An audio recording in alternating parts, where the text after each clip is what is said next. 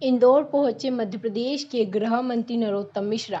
Corona की दूसरी लहर में पहली बार इंदौर पहुंचे गृह मंत्री नरोत्तम मिश्रा ने आईजी हरिनारायण चारी मिश्र, डीआईजी मनीष कपोरिया सहित जनप्रतिनिधियों के साथ एक समीक्षा बैठक आयोजित की। समीक्षा बैठक में इंदौर की हालत को लेकर जिम्मेदार अधिकारियों के साथ चर्चा की गई। वहीं रेमडेसिविर और ऑक्सीजन की कमी को लेकर गृह मंत्री ने कहा, जल्द ही कमी दूर मध्य प्रदेश में होगी। मध्य प्रदेश के गृह मंत्री नरोत्तम मिश्रा ने कांग्रेस पर जमकर निशाना साधा और कहा, सोनिया गांधी से लेकर दिग्विजय सिंह किसी ने भी वैक्सीन नहीं कराया है और कहा वैक्सीनेशन के नाम पर एक फोटो भी खिंचवा लिया होता। वैज्ञानिकों के द्वारा बनाई वैक्सीन को कांग्रेस ही भाजपा की वैक्सीन बता रहे थे। कोरोना को रोकने का एकमात्र तरीका 100% वैक्सीनेशन ही है। वहीं बंगाल चुनाव को लेकर गृह मंत्री नरोत्तम मिश्रा ने कहा कि बीजेपी 200 से अधिक सीट से सरकार बनाएगी। ममता बनर्जी पर हमला करते हुए कहा कि अभी वह कोरोना का आरोप लगा रहे हैं। बीजेपी जीत जाएगी तो कहेंगे ईवीएम में गड़बड़ी थी। वहीं जहां इंदौर में हो रही कोरोना से मौत को लेकर और प्रदेश में मौत के आंकड़े छुपाने को लेकर गृह मंत्री नरोत्तम मिश्रा ने कहा कि जो स्वास्थ्य विभाग आंकड़े उपलब्ध कराता है वही बुलेटिन जारी होता है।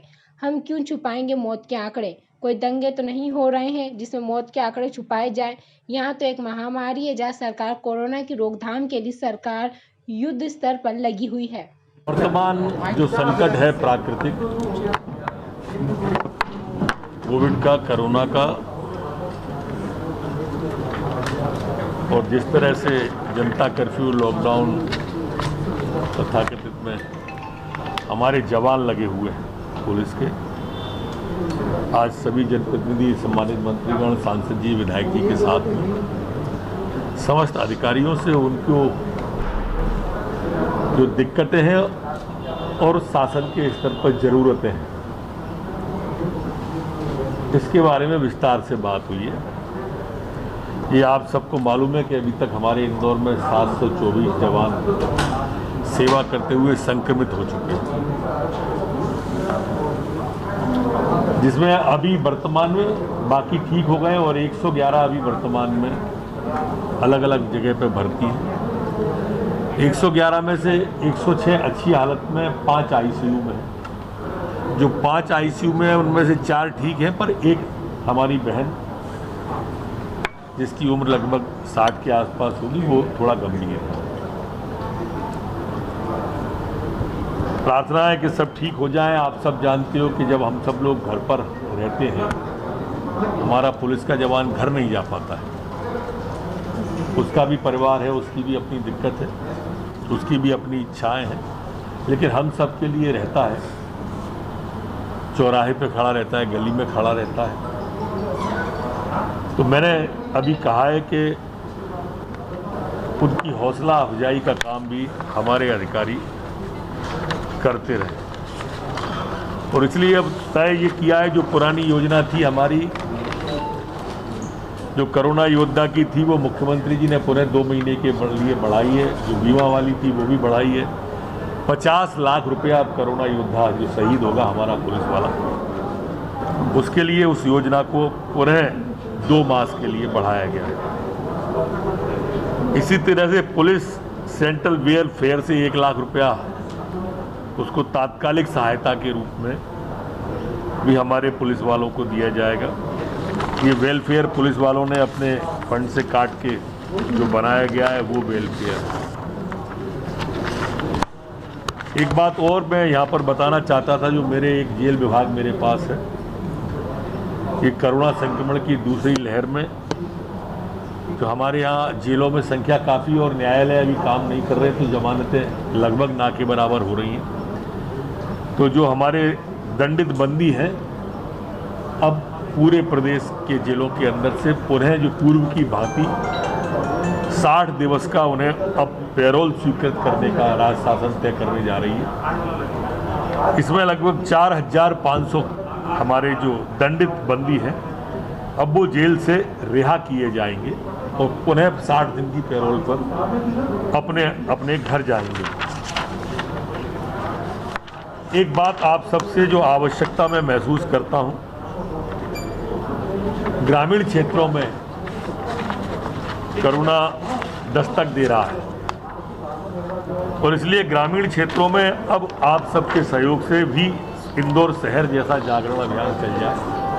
सरकार ने अपने स्तर पर पटवारी, ग्रामीण आशा कार्यकर्ता, ऊषा कार्यकर्ता, आंगनवाड़ी कार्यकर्ता, इनकी 5 लोगों की समिति बनाई है। गांव के बाहर स्कूल पे या आंगनवाड़ी उस पे कोविड सेंटर भी बना दिया है। लेकिन इसके बावजूद भी जन जागरण की आवश्यकता है, जिसमें मीडिया की आवश्यकता है। आप लोगों को कुछ पूछना हो तो पूछ सकते हैं। शुरुआत में हालांकि थोड़ी बहुत ज़रूर कमियां देखी गई थी। आने वाले समय में ऑक्सीजन को लेकर क्या व्यवस्था है सर? क्योंकि बाकी जगहों पर ऑक्सीजन की व्यवस्था प्रधानमंत्री ने जो गाइडलाइन दी है उसके आधार पर तय की जा रही है, जैसा कि आपने पूर्व में भी बताया। इसको आगे किस तरह से बढ़ाया जा रहा है? आगे भी प्रधानमंत्री जी ने जैसी बताई है उसी गाइडलाइन के तहत यहाँ पर की जाएगी। हवाई सेवा के माध्यम से टैंकर जाएंगे और टैंकर आएंगे, रेल मार्ग से भी टैंकर जाएंगे और आएंगे। सर, कांग्रेस के कई विधायक हैं जो लाखों करोड़ों का ऑफर दे रहे हैं इस कोरोना काल में इंजेक्शन वगैरह खरीदने के लिए, लेकिन ऑफर क्या स्वीकार क्यों नहीं किया जाए? सभी का ऑफर स्वीकार है, पर हमें मालूम है कि ये सारे के सारे ऑफर कागजी हैं। ऑफर क्यों देना है, लिख के दिया हो कलेक्टर को। एक कांग्रेस के विधायक कह रहे थे कि मैंने 5 टैंकर गैस के ऑक्सीजन के हैं, उड़ीसा से उठा लो। अब ये हास्यास्पद बात नहीं है। उनका नेता प्रतिपक्ष ने ट्वीट कर दिया मुख्यमंत्री को 5 टैंकर, बहुत बड़े उद्योगपति हैं, 5 टैंकर की पूरे जीवन में व्यवस्था नहीं कर पाए। आज भी नेता प्रतिपक्ष सरकारी सुविधा ले रहे हैं, 15 महीने भी सरकारी सुविधा ली, 30-35 साल से सांसद हैं, बेटे सांसद हैं, और ट्वीट कर रहे हैं। क्यों? 5 टैंकर, उद्योगपति हो आप, अपने उद्योगपतियों से 5 टैंकर नहीं ला पाए। ये जो कांग्रेस कोरोना के हमारे पेशेंटों के साथ मखौल और मजाक उड़ा रही है, 5 लाख ले लो, 10 लाख ले लो, 50 लाख, अरे लिख के दो ना कलेक्टर को चिट्ठी। मीडिया को कह रहे हो आप, अच्छी बात है, कहो, पब्लिसिटी कराओ आप, पर क्यों नहीं दे रहे? दो।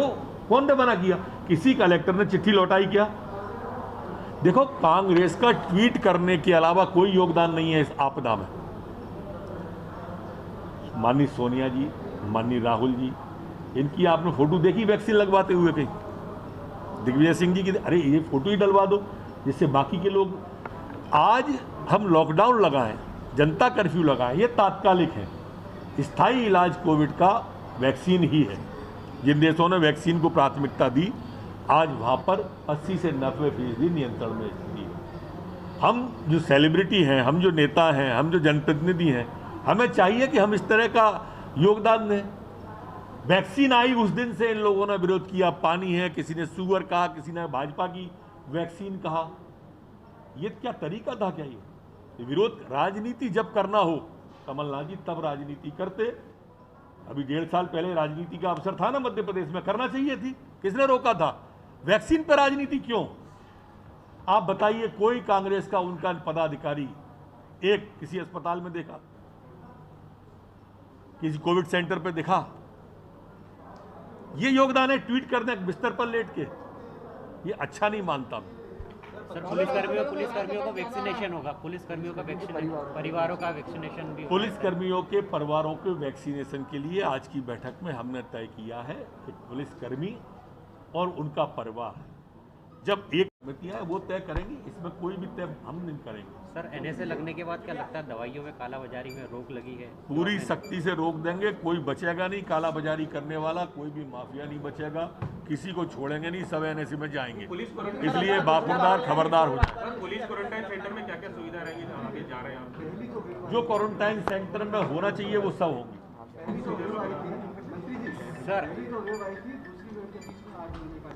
सर, सेंट्रल गवर्नमेंट के सीरो सर्वे करा था, सेकंड वेव करना, क्या तरीकों की आंकड़े को समझने में चूक हुई है? कोई चूक नहीं हुई है। इतनी खतरनाक वेव का किसी को उम्मीद नहीं थी, और कोई मध्य प्रदेश से चूक हुई होती तो छत्तीसगढ़ में क्या हुआ, महाराष्ट्र में कहाँ चूक हो गई, राजस्थान में कहाँ चूक हो गई। अच्छा, इसके बावजूद भी अगर कोई चूक हुई है तो आप बता दो कि इस राज्य ने ये कर लिया था, तुमको भी ये करना था, हम उसको स्वीकार लेंगे। हम तो जो भी अच्छा सुझाव होगा आज भी सर झुका के मानेंगे। चाहे कोई दे दे, हमें कांग्रेस का दे दे, हम मान जाएंगे। आप दे दो, आपका मान जाएंगे, और सर झुका के मानेंगे। आज हमारी जनता का सवाल है और हम सबको जनता के लिए एक तो होना है। पश्चिम बंगाल के सर आप प्रभारी रहे हैं, वहाँ क्या स्थिति आप जब जाते प्रभारी माननीय कैलाश विजयवर्गीय जी, हम उनके सहायक रहे हैं, आप क्या स्थिति रही जब आपने देखा होगा चुनाव के दौरान कोरोना की? अब की बार 200 पार है, भाजपा जीत।